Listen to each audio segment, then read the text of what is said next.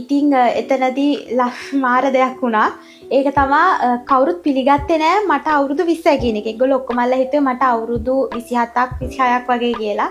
ඇත්තම කිව්වොත් ලංකාවේ ගොඩාක් දක්ෂ නළුවෝ ඉන්නවා. ඉතින් මට ඒ අතරින් එක්කෙනෙක්ව හොයාගන්න බෑ. මම ඒ ඔක්කොමල්ලාටම කැමතියි. මම ඉපදුනේ ඉතාලියේ නාපෝලි නගරේ. ඉතින් ඒක තමයි මගේ විස්තර. ඒ වුණාට මගේ අම්මා ගෙදරදී මට සිංහල හොඳට ඉගැන්නුවා. ඉතින් ඒකෙන් තමයි මම හොඳට සිංහල කතා කරන්නේ. මගේ අම්මගේ පොඩි ෆීචර්ස් තියෙනවා. හැබැයි ඉතින් මම තාත්තා වගේ. ඒත් එක්කම මං හරි කැමති උයන්න. ඉතින් එක රෙසිපීස් හදලා බලනවා ගෙදර නිකන් ඉති. මේ අවුරුද්දේ ලංකාවට එන්න බලාපොරොත්තුවක් නෑ. මගේ නැෂනල් ඩිරෙක්ටර් උද්දිම ඖෂධ සිල්වා තමයි මට කෝල් කරලා කිව්වේ. මට දවස් 8ක පුංචි කාලයක් තමයි තිබුණේ මේ තරගයට සූදානම් වෙන්න. චැනල් C ලෝක සවාරියෙන් අද අපි ඇවිත් ඉන්නේ ඉතාලියට. ඉතාලියේ නාපෝලි වල තමයි අද අපි ඉන්නේ. අද අපේ කතාබහට එකතු වෙන්නේ රූ රජිනක්.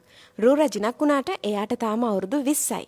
පහුගියදා රටවල් 60ක තරගකාරිනියන් සහභාගීත්වයෙන් ඇල්බේනියාවල පැවැත්වුණු මිස් ග්ලෝබ් 2025 තරගයේ ශ්‍රී ලංකාව නියෝජනය කළේ දැන් මේ ඔයාලා දකින සෙරේනා රසංජනී ප්‍රනාන්දු. ආයිබෝවන් සෙරේනා. ආයිබෝවන්. ඉතින් සෙරේනා, ඔයා මේ තරගය ගැන කතා කරන්න කලින් අපිට කියන්නකෝ ඉස්සෙල්ලම ඔයා ගැන පොඩි විස්තරයක්. ඔයා කවුද? ඔයා කොහෙද? ඔයාගේ වයස කීයද? කොයි කාලෙද මෙහෙට ආවේ? වගේ විස්තර ටිකක්. මගේ නම සෙරේනා රසංජනී ෆර්නෑන්ඩෝ. මට අවුරුදු 20යි. මම ඉපදුනේ ඉතාලියේ නාපෝලි නගරේ.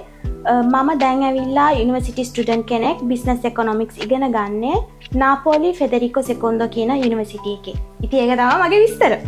ඔයා දැන් කිව්වා ඔයා ඉපදුනේ මෙහෙ කියලා. ඒ කියන්නේ ඉතාලියේ කියලා. කොහොමද ඔච්චර හොඳට සිංහල කතා කරන්න ඉගෙන ගත්තේ? මම පුංචි කාලේ ඉඳලා මගේ අම්මයි තාත්තයි මට සිංහල ඉගැන්නුවා. අපේ ගෙදර කතා කරන්නේ සිංහල. මම UKG LKG යන කාලෙදී මං ඉස්කෝලේ සිංහල ඉගෙන ගත්තා. ඊට පස්සේ මම ගියේ ඉතාලි ඉස්කෝලේට. ඒ වුණාට මගේ අම්මා ගෙදරදී මට සිංහල හොඳට ඉගැන්නුවා. ඉතින් ඒකෙන් තමයි මං හොඳට සිංහල කතා කරන්නේ. ඇත්තටම සෙරේනා, ඔයාට තියෙන්නේ ඇස් සහකට ගන්න හිතෙන්නේ නැති ලස්සනක්. අපිට කියන්නකෝ ඔයාට මේ පෙනුම ආවේ කොහොමද? ඔයාගේ අම්මගෙන්ද? එහෙමත් නැත්නම් තාත්තගෙන්ද? ඒ කියන්නේ ඔයා අම්මා වගේද? එහෙමත් නැත්නම් තාත්තා වගේද? ඇත්තටම කිව්වොත් මගේ අම්මගේ පොඩි ෆීචර්ස් තියෙනවා. හැබැයි ඉතින් මම තාත්තා වගේ. දැන් අපි යමු ඔයාගේ මේ තරගයේ දිහාට. ඔයාට මේ තරගයට සහභාගී වෙන්න කියලා ආරාධනාව ආවේ තරගයේ පැවැත්වෙන්න දින 8කට කලින් මං හිතන්නේ. ඔව් එහෙමයි. මට දවස් 8ක පුංචි කාලයක් තමයි තිබුණේ මේ තරගයට සූදානම් වෙන්න. රටවල් 60ක තරගකාරිනියන් සහභාගී වෙන මේ වගේ තරගයකට ඔයාට ආරාධනාව ආවට පස්සේ ඔයාට ආව ප්‍රධාන අභියෝග මොනවාද? අපි ඒ ගැනත් අනිවාර්යයෙන්ම කතා කරමු. මගේ පළවෙනි අභියෝගය වෙන්නේ මං හිතනවා මගේ ඉන්ට්‍රොඩක්ෂන් වීඩියෝ එක කියලා. මොකද අපි ඒ ඉන්ට්‍රොඩක්ෂන් වීඩියෝ එක කරේ පැය 10ක් ඇතුළත. ඉතින් මං ඇත්තටම ස්තුතිවන්ත වෙනවා රනිරු එන්ටර්ටේන්මන්ට් ෆොටෝග්‍රැෆි. අපි ඒත් එක්ක තමයි මේ ඉන්ට්‍රොඩක්ෂන් වීඩියෝ එක පැය 10ක් ඇතුළත කරේ. ඊට පස්සේ මගේ අභියෝගය වෙන්නේ මං රටවල් 60ක් එක්ක තරඟ කරපු එක. ඉතින් අපි රටවල් 40කට වඩා තරඟ කරනවා නම් අපිට තේරෙනවා මේ පැජන්ට් එක කොච්චරනම් වැලියබල්ද ඉන්ටර්නැෂනලි කියන එක. ඉතින් මම රටවල් 60ක් එක්ක තරඟ කරා. ඉතින් ඒක තමයි මගේ ප්‍රධානම අභියෝගය වෙන්නේ. ඊළඟ අභියෝගය උනේ මගේ නැෂනල් කොස්ටියුම් එකයි ටැලන්ට් එකයි සූදානම් කරගන්න එක.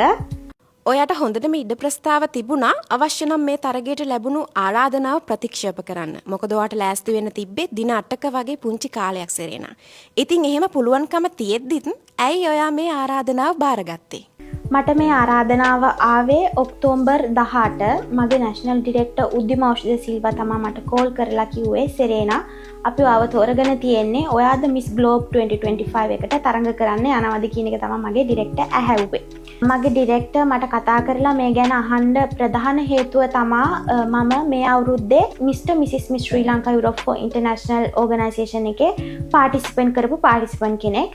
ඉතින් මගේ ලොකු බලාපොරොත්තුවක් තිබුණා ඊළඟ අවුරුද්දේ ඒකට ඇප්ලයි කරලා පාටිසිපන්ට් කරන්න. ඉතින් මම නිතර මගේ නැෂනල් ඩිරෙක්ටර්ට කෝල් කරලා මගේ අඩුපාඩු සහ ඒකට අවශ්‍ය කරන දේවල් එයාගෙන් නිතර ඇහැව්වා. එතනින් මගේ නැෂනල් ඩිරෙක්ටර්ට තේරුණා මම කොයිතරම් මේ දෙයට කැමතිද කියලා. ඉතින් ඒ හින්දා තමයි එයා වෙන කාටවත් කතා කරන්න කලින් මට කතා කරලා හැවේ සෙරේනා මෙහෙමයි The Miss Globe 2025 තරඟෙට ඔයා යන්න කැමතිද කියන එක. ඉතින් ඊට පස්සේ මම මගේ ඩිරෙක්ටර්ගෙන් ඉල්ලුව එකම දෙයයි මට පැය භාගයක් දෙන්න කිව්වා මගේ අම්මගෙන් තාත්තගෙනුයි අහලා මං ඩිරෙක්ටර්ට උත්තරයක් දෙන්නම් කියන එක තමයි මම කිව්වේ.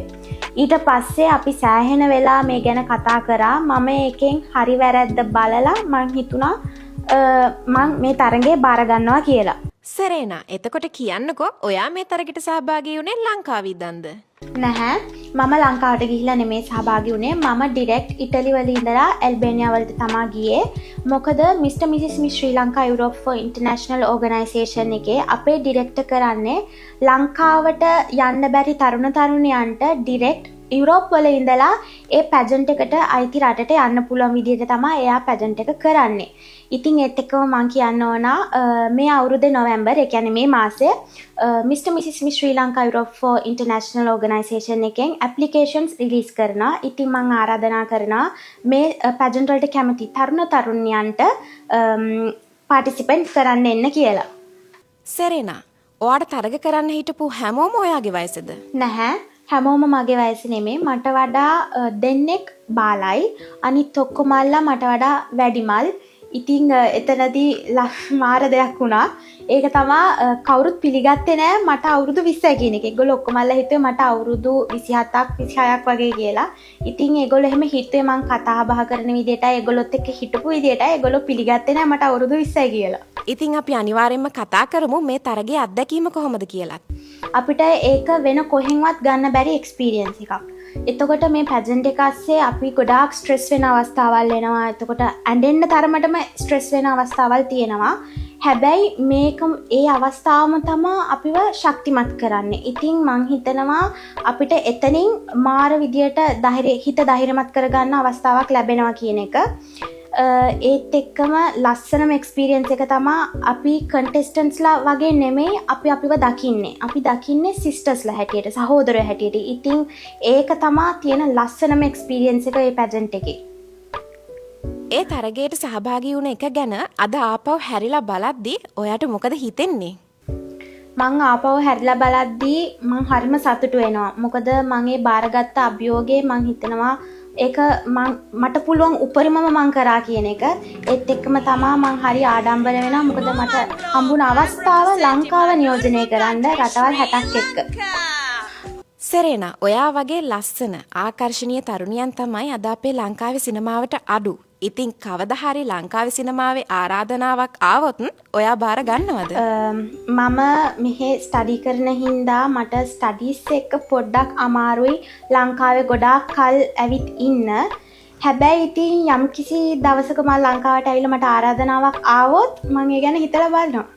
ඔයාට රඟපාන්න ආස ලංකාවේ සිනමාවේ නළුවෙක් ඉන්නවද? ඇත්තම කිව්වොත් ලංකාවේ ගොඩාක් දක්ෂ නළුවෝ ඉන්නවා. ඉතින් මට ඒ අතරින් එක්කෙනෙක්ව හොයාගන්න බෑ. මම ඒ ඔක්කොම අල්ලන්නම කැමතියි. සෙරේනා, ඔයාගේ මේ වැඩ කටයුතු වලට ගෙදරින් ලැබෙන සහයෝගය ගැනත් අපි අනිවාර්යයෙන්ම කතා කරමු. මං ඇත්තටම ස්තුතිවන්ත වෙනවා මගේ අම්මටයි තාත්තටයි. මොකද මං කරන හැම දෙයක්ම පිටිපස්සේ ඉන්නේ මගේ අම්මයි තාත්තයි. ඉතින් මං පැජන්ට් එකට යද්දිත් ඒගොල්ලෝ මාර විදිහට මට සපෝට් කරා. මට ඒ අවස්ථාවල් වලදී ස්ට්‍රෙස් එක ආපුවාම හැම වෙලෙම කෝල් කරලා මේක මෙහෙම කරන්න එහෙම කරන්න කියලා සෑහෙන සහයෝගයක් දුන්නා. ඒත් එක්කම තමයි මම මතක් කරන්න ඕන මාරම සපෝට් එකක් දුන්නා මගේ අම්මගේ තාත්තගේ යාළුවෝයි සහ මගේ යාළුවොත් මට සෑහෙන උදව් කරා.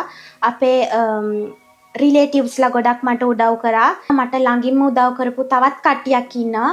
ඒ තමයි LB Salon by Lakshi Ragisha, තිනෙල FTO Studio Beautiful Photographer. එතකොට රනිරු Entertainments Photography එයා මගේ වීඩියෝග්‍රැෆර් හැටියට මට සෑහෙන උදව් කරා. එතකොට මම මතක් කරනවා සැඳලි ෆැෂන්, එතකොට සඳුනි අක්කා, ඔමාරා අයියා, වොනාරා අක්කා, සුභාෂ් සහ NL Creations Mr. සමාව ඉල්ලනවා මට කාව හරි නම් කරන්න බැරි වුණා නම්. මොකද මට සෑහෙන දෙනෙක් සපෝට් කරා. එක ලයික් එකකින් හරි, එක ෂෙයා එකකින් හරි, එක කමෙන්ට් එකකින් හරි මට සෑහෙන සපෝට් එකක් දීලා තියෙනවා. ඉතින් මම ඔය ඔක්කොලන්ටම ස්තුතිවන්ත වෙනවා. කවදා හරි මිස් ශ්‍රී ලංකා වෙලා ලංකාව නියෝජනය කරලා ලංකාවට කිරුළ ගේන්න බලාපොරොත්තුවක් තියෙනවද? ඇත්තම කිව්වොත් මම මේ අවස්ථාවේදී මගේ ෆෝකස් එක දීලා තියෙන මගේ ස්ටඩින් පැත්තට. හැබැයි මට තාම අවුරුදු 20යි. ලොකු කාලයක් තියෙනවා ඉස්සරහට. ඉතින් මට අවස්ථාවක් ලැබුණොත් මං අනිවාර්යයෙන්ම ඒක ගැන හිතලා බලනවා. ඉතින් සෙරේනා විවේකයේ තියෙන වෙලාවට ඔයා මොකද කරන්නේ? මොකද අපි දන්නවා ඔයා තාම ඉගෙන ගන්න ළමයෙක් කියලා. මගේ විවේකයේ තියෙන වෙලාවට මම TikTok එකේ page එකක් කරනවා empowered fem කියලා. ඉතින් මම ඒක ආසාවට කරන දෙයක්. ඒක ඇවිල්ලා තරුණියන්ට හිත ධෛර්යමත් කරගන්න පුළුවන් වෙන විදියට motivational page එකක් තමයි මම run කරන්නේ. ඉතින් මම ඒක හැමදාම එක වීඩියෝ එකක් දානවා හොඳ motivational quote එකක් වගේ. ඒත් එක්කම මම හරි කැමති උයන්න. ඉතින් එක එක recipes හදලා බලනවා ගෙදර නිකන් ඉති. Channel C හරහා මේ වැඩසටහන බලන අද ඉඳන් ඔයාට ආදරය කරන ඒ අපේ ලංකාවේ අයට ඔයාට මොනවාද කියන්න තියෙන්නේ? ඉතින් මම ගොඩාක් ස්තුතිවන්ත වෙනවා මගේ ප්‍රේක්ෂකයන්ට. ඔයාලා මට අද වෙනකන් දුන්නා වගේම support එක මම ඉල්ලනවා මට හැමදාමත් support එක දෙන්න කියලා. ආදරේ. ඔයාගේ අනාගත බලාපොරොත්තු මොනවාද? මගේ අනාගත බලාපොරොත්තු ඇවිල්ලා ඉගෙනීමෙන් ඉහළටම යන්න ගිහිල්ලා මගේම කියලා බිස්නස් එකක් ආරම්භ කරන්න. ඒත් එක්කම මගේ ඊළඟ ගෝල් එක තමයි ෆොටෝ මොඩල් කෙනෙක් වෙලා සහ ඇඩ්වර්ටයිස්මන්ට් වලට මොඩල් කෙනෙක් වෙන්න. ළඟදී ලංකාවට එහෙම එන්න බලාපොරොත්තුවක් නැද්ද? මේ අවුරුද්දේ ලංකාවට එන්න බලාපොරොත්තුවක් නෑ. මොකද තව මාස දෙකකින් අවුරුද්ද ඉවර හින්දා. නමුත් ලබන අවුරුද්දේ මැද භාගයේ වගේ එන්න බලාපොරොත්තුවක් තියෙනවා. සෙරේනා, ඔයාට තාම අවුරුදු 20යි. ඒත් මේ පුංචි වයසට ඔයා ලොකු අභියෝගවලට මුහුණ දීලා තියෙනවා. ඉතින් ඔයාගේ වයසේ ඉන්න පුංචි කොල්ලෝ කෙල්ලන්ට ඔයාට මොකද්ද කියන්න තියෙන්නේ? මම මේ ප්‍රශ්නෙට කැමති පොඩි quote එකකින් උත්තර දෙන්න. ඒක තමයි risk or lose the chance කියන එක. ඉතින් අපි business පැත්තෙන් හෝ studies පැත්තෙන් ඔයාලා කරන ඕනම දෙයක් ගත්තොත් අපි අභියෝගයක් දැකලා බය වෙනවට වඩා මං කියන්නේ අපි ඒ අභියෝගේ අතට අරගෙන මොන දේ වුණත් මොන ප්‍රශ්න වුණත් ඉස්සරහටම යන්න ඕනේ කියලා. මොකද යම්කිසි දවසක අපි අපේ ගෝල් එකට ආපුවාම අපිට තේරෙනවා කොච්චරනම් ඒ ගෝල් එක වැලියබල්ද කියන එක. ඉතින් ඒක තමයි මං කියන්නේ risk or lose the chance. ඔයා දන්නවා ඔයා ලෝකෙ කොහේ හිටියත් ඔයාගේ කතාවෙන් තව කෙනෙක්ට මොටිවේෂන් එකක් ගන්න පුළුවන් නම් Channel C අපි ඔයාව හොයාගෙන එනවා කියලා. ඉතින් ඒ වගේම Channel C අපි හොයාගෙන ආපු සැබෑම දක්ෂයෙක් ඒ වගේම රුරජිනක් තමයි සෙරේනා කියන්නේ.